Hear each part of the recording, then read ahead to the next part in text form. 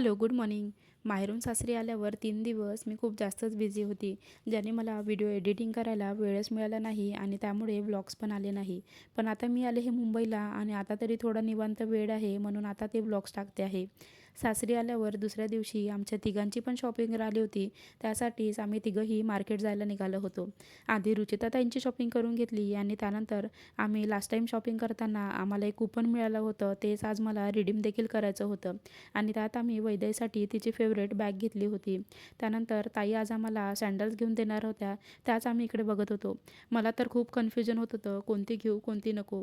पण फायनली आम्ही ही सँडल घेतली, जी आम्ही दोघंही जावांनी सारखी घेतली. आणि आज आत्याने वैदेहीसाठी हा छानसा असा ड्रेस पण घेतला होता.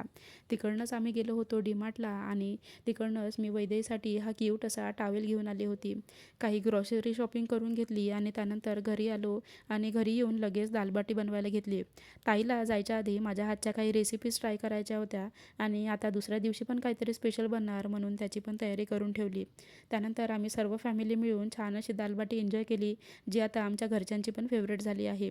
डीमार्टमधनंच आम्ही आईस्क्रीम पण घेऊन आलो होतो. तीच सर्वांनी मिळून रात्री खाल्ली आणि गोड असा दिवसाचा शेवट केला. त्यात पण वैदेहीला ती स्वतः न खाता मम्मीला भरून द्यायची होती. चला भेटूया पुढच्या ब्लॉगमध्ये. तेव्हापर्यंत बाय बाय.